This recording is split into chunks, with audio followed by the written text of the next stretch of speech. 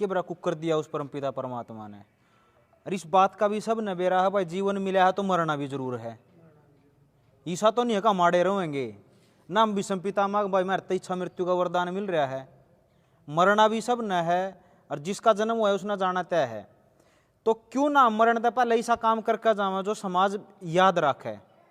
बदलने की बात यह हुआ है, अकाम बड़ी हर बार कहूँ है यह बात है भाई हमारे ऊपर अंग्रेजा ने इतने दिन राज कराया। इसके विपरीत दूसरी बात यह भी आवा है, अंग्रेजा ने हमारे ऊपर राज कराया, हम न होने दिया, हम न होने दिया तो ही तो न कराया। अगर हम नहीं होने देंगे तो क्यों राज कर सकें दे, नहीं कर सके दे। ये बात यह है जो आप बात कर रहे थे ना, अब गांव के जो 5-4 आदमी हैं, वो 5-4 आदमी हमने बोलन दिए वो तो बोल रहे हैं, वह गांव में पाड़न लग रहे, हम पाटन दे रहे हैं, वो पढ़ रहे हैं। वह नहीं पढ़ रहे गांव में, हम पाटन दे रहे हैं। कौन पाटन दे रहा है? शरीफ आदमी जो नूचा हुआ है। अब भाई मेरे बोल लेते है कुछ, मेरे ऊपर कोई एलिगेशन ना लग जाए। शरीफ आदमी की चुप्पी ने ही गांव का नाश कर रखा है, गांव का ही नहीं। अगर जो देखोगे, क्योंकि गांव तई देश है, गांव तई देश है, और एक गांव के अंदर 5-4 लोग मिलेंगे हुए। अगर गांव के अंदर 3 पन्ने हैं तो 6 आदमी लगा लियो। जिस गांव के अंदर 4 पन्ने हैं 8 आदमी लगा लियो। 8 आदमी ही पाओगे गांव में पाड़न वाले। अगर उन 8 आदमियों के कारण सबत गांव चुप है तो फिर हम हमारे ऊपर प्रसन्नची न, उनके ऊपर नहीं है। वो अपना काम लग रहे हैं कारण, हम अपना काम नहीं कर रहे। बात यह है अगर भाई हम कदलो चुप बैठेंगे, अगर हम आज भी चुप बैठ दे रहे, बात है जी अपनी आने वाली नस्ल की, अपने बच्चा का प्यारा कुछ नहीं है। जिस जमीन ने माँ कया कर दे, जिस जमीन से हमारा सब कुछ जुड़ा था, जिस जमीन ने नुकार दे माँ इसलिए कहा गया है वो हमारा पेट भरा है। और वह जमीन आज हम जब शुरुआत में, तो हमारे आगे की बात है जी, मेरी उम्र 30 साल हुई है, मेरे होश संभालने की बात है कि जब गांव में किसी एक आदमी ने कोई जमीन बेची थी ना, तो उस पूरे गांव में उसका जिक्र चल जाता और अपमानित कराया गया था वो आदमी समाज में। मतलब जब भी आया करा था, तो जब किती बैठा करा था तो बैठ दे उसकी अपने आप आंख नीची हो दी, अब इसने जमीन बेच दी।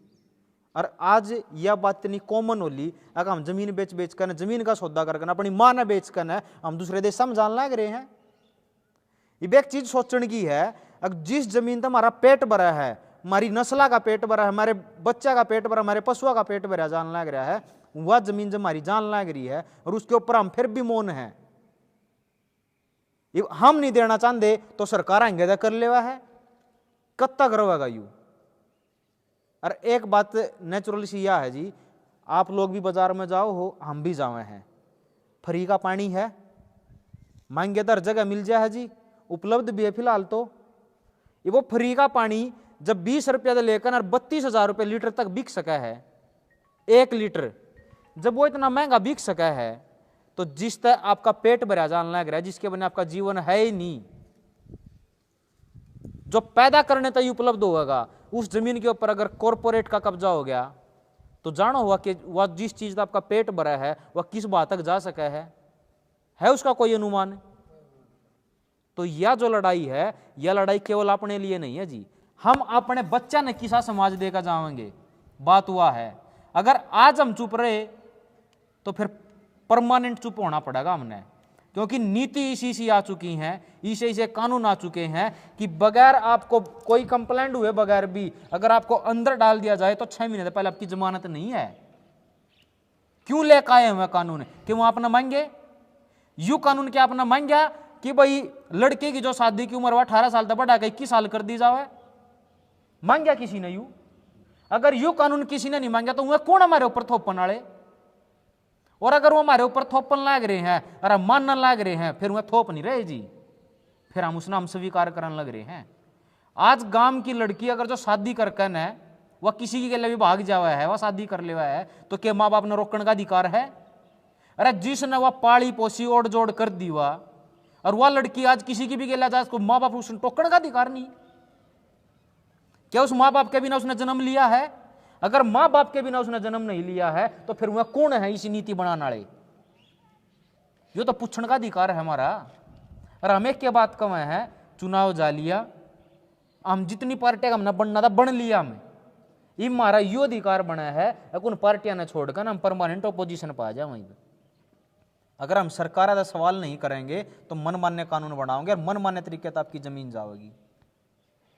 अब कॉरपोरेशन का आपको मैं वो रविंद्र ने बताया मेरे तान दियाना, एक सवाल है आपके सामने और आप सोचियो कि आप वहाँ उस सिचुएशन पे क्या करोगे।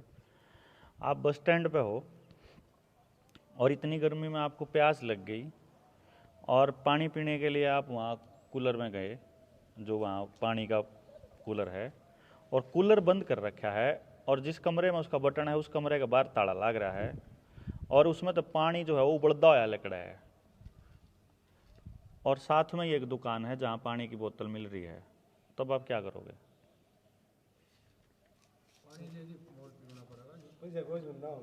पीछे गोज में ना हो तो आपके पास आपने तैयार रहना पड़ेगा और पीछे जेब में है तो आपको 20 रुपए का पानी लेकर के वो बोतल लेकर के पीनी पड़ेगी। मजबूरी है आपकी, क्योंकि वहाँ उस कॉरपोरेट ने उस बंदे के साथ सेटिंग करके वो कूलर बंद करा रखा है। और जो 2 बस स्टैंड पे आया, एक रोहतक और एक पानीपत, और दोनों जगह सेम सिचुएशन मिली। ये इत्तेफाक नहीं हो सकता गर्मी के मौसम में। ऐसा नहीं हो सकता कि वहाँ पर बैठे मैनेजर को, जो जीएम बैठा है, जो उस बस स्टैंड का हेड है, उन्हें बेरा ना हो कि अरे कितनी पब्लिक आवेगी और कितनी पब्लिक ने पानी की जरूरत पड़ेगी और वाटर कूलर की सिचुएशन क्या है, उड़े पानी मिलेगा। ऐसा हो नहीं सकता कि उसने ना बेरा हो, क्यों जी? लेकिन उड़े बैठे किसी आदमी के पास इतना टाइम नहीं है कि उड़े जाके 4 लोग आते नहीं बात करके उस मैनेजर के माथे जाके लाग ले रहे खुल दुआ क्यों नहीं चलता क्या नहीं, क्योंकि किसे दो रहा है टाइम में नहीं, या कहने की बात है कुछ नहीं कर दे और न्यू टाइम नहीं।